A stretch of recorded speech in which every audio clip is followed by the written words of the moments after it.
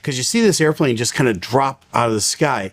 And there's times where if you lose an engine in a single engine aircraft, you've got to lower the nose immediately. If you sit there and hold that nose up, the airplane then is going to stall and you're going to have a secondary issue. One of the wings is going to lose lift and the airplane's either going to spin on you and you've got no hope of controlling it. At that point, at 200 feet, you're going to impact the ground rather quickly, or you're going to lose so much lift that the nose just drops through. And again, you're not going to recover. You've got to maintain some flow over those wings, even if you've lost the engine. And I'm not sure what they're training pilots in these days, the younger pilots.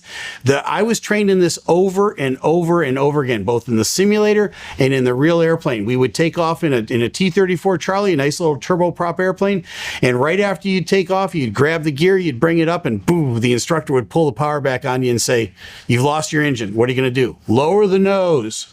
All right, that's the first thing. And if you didn't lower the nose, now this is just a simulated engine failure, because again, he's got control, or she's got control, the instructor has control over the power in the engine, but he's simulating by pulling it all the way back that you don't. If you don't lower the nose, the instructor is going to lower the nose for you and show you what it looks like. You must lower the nose immediately. Why? Keep the airflow over the wings so that you've got some control over where you're going to go with that aircraft, and you're keeping your head on a swivel looking for the next piece of pavement or road or clearing in a field that you can somehow control this airplane down to a crash. That's going to be your best opportunity to survive the accident, you and your passengers. We've seen several of these now where they just kind of got out of control and the airplane just waffles out of the sky and boom, right into the ground. That one is no exception. They get up to about 200 feet. They lose total control.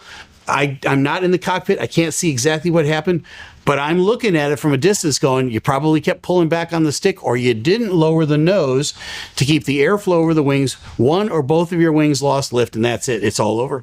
At that point, you're going to be a fatality. I'm not sure what they're teaching them these days in flight school, but you've got to stick with the fundamentals, right? You've got to take the time to practice stalls and stall recoveries, and you've got to do low altitude power losses.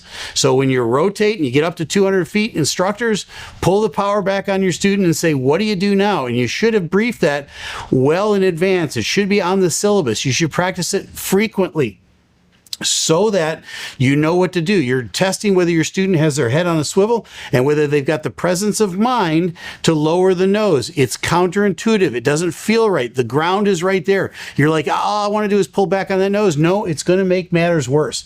So instructors, I'm here to tell you, you've got to make this part of the syllabus, because students obviously are not getting it. They've got to